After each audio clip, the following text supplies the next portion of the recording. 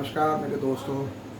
आज मैं फिर से एक नई वीडियो आप सभी अधिवक्ताओं के लिए और उन सभी साथियों के लिए जो हमारे अधिवक्ता बनने वाले हैं उनके लिए ये वीडियो मैंने बनाया है। और मैं इसमें आपको वो सारी बातें बताऊंगा जो आपके लिए एक ऊर्जा का काम करेंगे, क्योंकि ज़िंदगी में आपको हर एक मोड़ पर एक एग्ज़ाम देना पड़ेगा। पढ़ाई के साथ साथ ज़िंदगी के भी एग्ज़ाम हमें जीतने होते हैं। सब कुछ सिर्फ कागज़ों से ही नहीं चलता। ये समाज, ये ज़िंदगी और ये सिचुएशंस, जिसे हम परिस्थिति बोलते हैं, ये हमें बहुत कुछ सिखाती है। और इन सभी ज़िंदगी के हर एक पड़ाव पर हमें खरा उतरना है। तो मेरा प्रश्न और उसके उत्तर उन सभी अधिवक्ता भाइयों के लिए हैं और उन सारे विद्यार्थियों के लिए हैं जो इस ज़िंदगी की दौड़ में हर एक नए पायदान पर खड़े उतरने के लिए सज्ज हैं। तो मैं यहाँ पर पहले स्टूडेंट्स साथियों के लिए एक बात कहूँगा कि स्टूडेंट लाइफ में भूल ना मनाएं, और जब आपकी स्टूडेंट लाइफ ख़त्म हो जाती है तो आपकी एक नई लाइफ, हमारे अधिवक्ता जैसे जो हमारे अधिवक्ता साथी हैं, जब गार्जियंस बन जाते हैं, पिता बन जाते हैं, परिवार आपका हो जाता है, तो उसके लिए लाइन कहूँगा कि तब थक ना मनाएं। तो स्टूडेंट लाइफ में भूलना मना है, और जब बड़े हो जाएं तो थक ना मना है। ये ज़िंदगी का वो फार्मूला है जो आपको हमेशा याद रखना चाहिए। साथ ही साथ मैं यहाँ पर एक चीज़ ज़रूर बोलूँगा कि वो सभी लोग जो दिन भर में काम करते हैं और काम करने के बाद फिर अपने परिवार में जाते हैं और अपने परिवार के हर एक सदस्य की तरफ उनका ध्यान जाता है कि सबके लिए मैंने क्या किया, लेकिन वो खुद जब फील करते हैं कि उनको भी थकावट होती है, वो भी कमज़ोरी फील करते हैं, तो ऐसी स्थिति में क्या करना चाहिए? मेरे भाई, हमेशा ध्यान रखना, आप दिन भर काम करेंगे, आप थकेंगे भी, आपके पैर भी थकेगा, आपका दिमाग भी थकेगा, लेकिन इन सभी बातों पर आपको फोकस नहीं करना है, क्योंकि ना ही कोई आपके पैर दबाने आएगा और ना ही कोई आपको मन की तसल्ली देने आएगा, और ना ही आपके कोई साथ खड़ा होगा। क्योंकि ज़िंदगी की इस दौड़ में जितने भी रिश्ते हैं वो सभी शर्तों पर जुड़े हुए हैं, शर्तों पर खड़े हुए हैं। जिस दिन वो शर्तें अधूरी हुई या टूट गई या ख़त्म हो गई, उसी दिन जिस व्यक्ति के साथ आपका जितना घनिष्ठ रिश्ता है, वो रिश्ता धीरे धीरे सबसे पहले विश्वास के रूप में ख़त्म होगा, फिर धीरे धीरे उसके प्रति लगाव और जो प्यार है वो धीरे धीरे कम हो जाएगा, और धीरे धीरे फिर जो आपकी जो इंसानियत है वो भी उस व्यक्ति के प्रति धीरे धीरे ख़त्म हो जाएगी। जो भी आपकी समझदारी है, जो भी आपकी ज्ञान है, धीरे धीरे वो भी उस व्यक्ति के प्रति ख़त्म हो जाएगा, और अंत में जो उस व्यक्ति के प्रति जो आपका डर है वो भी ख़त्म हो जाएगा। ये डर सिर्फ मान और सम्मान का होता है और किसी चीज़ का नहीं होता। जब वो भी नष्ट हो जाता है तो वही व्यक्ति जो आपसे बहुत अच्छी तरीके से रूबरू है, जो आपको बहुत अच्छा लगता है या फिर जिसे आप बहुत अधिक समझते हैं इमोशनली, वही व्यक्ति आपके विरुद्ध खड़ा होता है और आपको सबसे पहले जवाब देता है नो, नहीं। और ये जवाब जो होते हैं ये सब कुछ मन से जुड़े हुए होते हैं। ये एक दिन में ये प्रश्न नहीं बनता है, ये बहुत पुरानी कड़ियाँ जो होती हैं वो इंसान के रूप में निकल के आती हैं, उसके जवाब के रूप में निकल के आती हैं। तो यहाँ पर क्या करना चाहिए ऐसी स्थिति में? आप हमेशा खुद को अकेला मानें, आप सहारों की उम्मीद ना करें, रहो भीड़ में लेकिन खुद को हमेशा अकेला लेकर चलें। क्योंकि हम मेले में जब जाते हैं घूमने के लिए। तो मेले में वही व्यक्ति डरता है जो अकेला होता है। मेले में जो व्यक्ति अकेला होता है उसे कभी मेले में मज़ा नहीं आता है। उसके लिए ऐसा व्यक्ति अपने आप को सिर्फ ईश्वर से जोड़ के रखे, और वही सबसे बड़े जो हैं वो गुरु हैं, और वही सबसे बड़े पिता हैं। तो जिसके पास सहारा होता है ऊपर वाले का, तो वही जो है आपको रास्ता दिखाते हैं और वही आपको मार्गदर्शन करते हैं। तो इस मेले में आपको हमेशा अपने आप को अकेला मान के चलना है और ऊपर वाले के साथ कनेक्टिविटी बना के रखनी है। वो आपको हमेशा यही गाइड करेंगे, वही आपको ये हमेशा मार्गदर्शन करेंगे कि आप खुद को हमेशा अकेला रहकर मजबूत बनाएं। क्योंकि ज़िंदगी की परीक्षाएं चाहे समाज की हों चाहे ज़िंदगी की हो, हमेशा अकेले देनी है। चाहे वो कोई भी परीक्षा हो, आपको अकेले ही कसौटी पर खड़ा उतरना होगा। अकेले ही सुख मिलेगा, अकेले ही दुख मिलेगा, अकेले ही सीख मिलेगी, अकेले ही जीत मिलेगी। तो इसके लिए आपको ही सब कुछ आगे बढ़कर, एक कदम बढ़कर हर चीज़ का सामना करना पड़ता है। हर चीज़ का सामना करना पड़ेगा, और डर को ख़त्म करने के लिए सबसे पहले आगे एक कदम खुद आगे बढ़ाइए और उसको ख़त्म कर दीजिए। सब कुछ तो मैं ही करना है, आप अकेले ही काफ़ी हैं। किसी भी चीज़ की, किसी भी सहारे की आपको आवश्यकता नहीं है। आप सब कुछ अकेले कर सकते हैं। भगवान ने आपको सब कुछ दिया है, बल, बुद्धि, विद्या, ताकत, समझदारी, विवेक, तन, मन, सब कुछ दिया है। तो क्यों किसी सहारे की आवश्यकता है?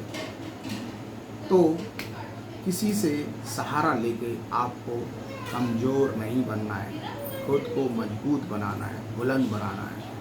क्योंकि सिकंदर ने पूरी दुनिया पर राज किया है, तो वो व्यक्ति एक ही तो था जिसने पूरी दुनिया को जीत लिया था। जलालुद्दीन मोहम्मद अकबर हिंदुस्तान का राजा था, उसने पूरे हिंदुस्तान को जीता, हिंदुस्तान की पूरी ताकत को अपने एक हाथ में उसने कर लिया। तो वो अकेला ही तो था, थे उसके साथ सब कुछ। लेकिन जो व्यक्ति अकेले डिसीजन मेकिंग पावर रखता है, अकेले विचार बनाता है, अकेले निर्णय लेता है, वही विजयी होता है। तो सहारा लेके इंसान हमेशा कमज़ोर बनता है। मेरे भाइयों, सहारे नहीं लेने हैं। साधनों के लिए हमेशा अपने आप को पहले से तैयार रखें कि आप किसी भी साधन का इस्तेमाल ना करें, क्योंकि साधना वही व्यक्ति कर सकता है जो साधनों का त्याग करता है। सबसे पहले साधनों का त्याग करें और अपने आप को सच करें, मजबूत करें कि आप अकेले सब कुछ कर सकते हैं बिना किसी मदद के।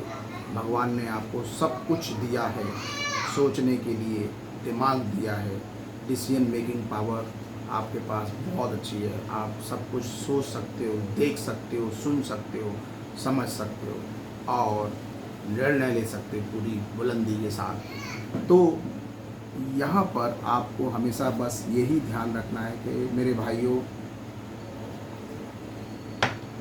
इंसान जो है वो जन्म जब लेता है तब भी वो अकेला आता है, और जब वो इस दुनिया से जाता है तब भी वो अकेला जाता है। तो बाकी के ये सब लोग जो हैं ये हमें सफ़र में मिले हैं, कुछ रिश्तों के रूप में, कुछ दोस्तों के रूप में, कुछ गुरु के रूप में, ठीक है ना। तो इन सभी मेले में हमें दोस्त बनाने हैं, दुश्मन नहीं बनाने, क्योंकि दुश्मन बनाने पर आपकी ताकत कमज़ोर होती है और दोस्त बनाने पर ताकत मजबूत होती है। तो जब भगवान ने इतना आपको सुंदर बनाया है तो क्यों ना दोस्ती बनाई जाए, दोस्त बन के काम किया जाए। आपको नई नई चीज़ें सीखने को मिलेंगी, नई नई उपलब्धियां मिलेंगी। इसके लिए आपको हमेशा अपने आप को तैयार करना है अकेले, क्योंकि मैं बार बार यही कह रहा हूँ, आप अकेले ही काफ़ी हैं और सर्वशक्तिमान हैं। आपके पास सारी शक्तियों का सहयोग है। सब कुछ आपको आपका मन ही देता है। मन से ही दुख मिलता है, मन से ही सुख मिलता है। तो मेरे भाई, दुखी क्यों होना है? आपके पास दो विकल्प हैं, या तो सुबह उठकर आप दुखी होइए और पूरे दिन उसी दुख में व्यस्त रहिए, दुखी रहिए, मन को छोटा करके रखिए, या फिर आप अपने पूरे जोश के साथ, हर्ष उल्लास के साथ ये निर्णय लीजिए कि आज मैं अपनी ज़िंदगी का ये दिन अपनी मर्ज़ी से जीऊँगा, मस्त होकर जीऊँगा। तो हमेशा ये दिमाग में रखना मेरे भाइयों कि आपने दिन भर किया क्या, ये ज़रूरी नहीं है। आपने दिन भर में जिया क्या, कितना जिया, कितनी लाइफ एंजॉय की, ये इम्पोर्टेंट है।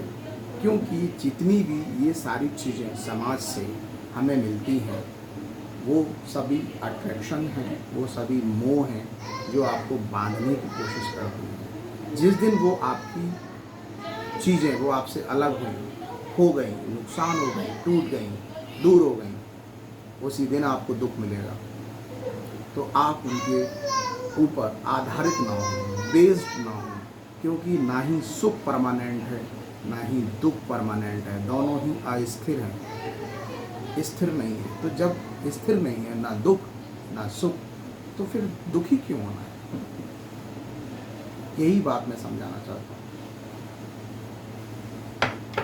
तो मेरे भाई, ना तो सुख स्थिर है, ना ही दुख, तो फिर क्या है दोनों के बीच में जो हमें करना चाहिए? वो है मस्ती। कुछ भी करें आप, कोई भी काम करें, कुछ भी बोलें, हमेशा मस्त रह के आप अपनी मस्ती में मस्त रहिए। और इसके लिए सबसे पहले अपने आप को साधनों के सुख से अलग रखिए। घी की चुपड़ी बोटी मिल जाए बढ़िया, और ना मिल जाए तो और बढ़िया, ठीक है ना? तो आपका जो बैलेंसिंग पार्ट है वो हमेशा न्यूट्रल रहना चाहिए। मिले तो आशीर्वाद, और ना मिले तो ईश्वर आपको उससे भी ज़्यादा देने के लिए तैयार बैठा हुआ है। तो बस हमेशा क्या करें? स्वस्थ रहें, अपनी ज़िंदगी में व्यस्त रहें, अपनी ज़िंदगी में, और मस्त रहें अपनी ज़िंदगी में। बाकी का फिर एक फार्मूला वही रिपीट करूँगा कि स्टूडेंट लाइफ में थक ना मना है, और बड़े हो जाएं, स्टूडेंट लाइफ में भूलना मना है, और थक जाएं, बड़े हो जाएं तो थक ना मना है। तो इस चीज़ को हमेशा ध्यान रखिए मेरे सभी स्टूडेंट भाइयों, कि ज़िंदगी में ये सारे मौके जो हैं वो आपको, ये ज़िंदगी एक ही बार मिलती है। एक छोटी सी बात और मैं बोलूँगा, आप देखिए कि मंगल ग्रह है, बुध ग्रह है, और भी कई ग्रह हैं जिन पर जीवन नहीं है। ना तो वहाँ पानी है, ना भोजन है, ना हवा है, कोई भी ऐसा साधन नहीं जिससे इंसान या जीव अपने जीवन को वहाँ पर सर्वाइव कर सके। ये पृथ्वी लोग, इस धरती पर सब कुछ है, इंसान है, सांस लेने की हवा है, भोजन है, पेड़ पौधे हैं, प्रकृति है, सब कुछ है, फिर भी इंसान दुखी है और मर रहा है। उसका कारण क्या है? उसका कारण है उसका मन।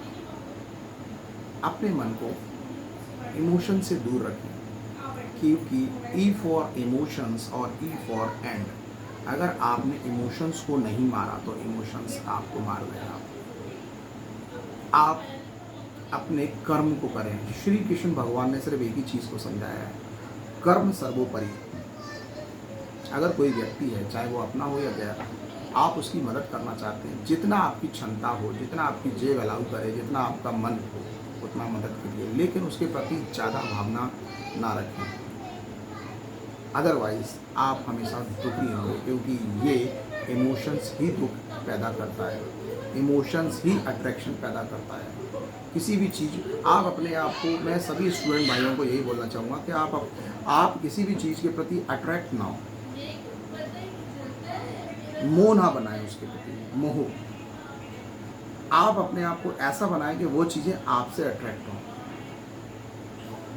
आप अपने आप को एक ऐसा आइडियल पर्सन बनाएं कि लोग आपसे मिलें, जुड़ें। वो कब होगा? जब आप ऐसे कर्म करेंगे तो आपको एक स्टेज प्राप्त हो जाएगी कि लोग आपसे मिलने के लिए खुद जुड़ेंगे। डॉक्टर हैं, इंजीनियर हैं, IAS PCS हैं, ये क्या करते हैं? ये अपने आप को इतना उन्होंने ऐसा बना लिया कि लोग उनसे मिलने के लिए आते हैं। ना कि वो लोगों से मिलने के लिए जाते हैं। अगर जो छोटा स्तर का व्यक्ति होता है वो चीज़ों से, वस्तुओं से अट्रैक्ट होता है, व्यक्ति से अट्रैक्ट होगा, वस्तुओं से अट्रैक्ट होगा, सुंदरताओं से अट्रैक्ट होगा। आपको इन सब से अट्रैक्ट नहीं होना है। आप अपने आप पे काम कीजिए। सबसे पहले अपने शरीर को स्वस्थ बनाएं, फिर अपनी स्किल्स को सुंदर बनाएं, और फिर आप खुद डिसाइड कीजिए कि मुझे क्या बनना है। आप वहाँ पर अपने आप को तैयार कीजिए। जो जो चीज़ें आपने छोड़ी हैं ना, सच बता रहा हूँ, चल कर आएंगी, आपका इंतज़ार करेंगी, वेट करेंगी कि मुझे आपसे मिलना है। बस इतना ही कहना चाहूँगा। थैंक यू, धन्यवाद।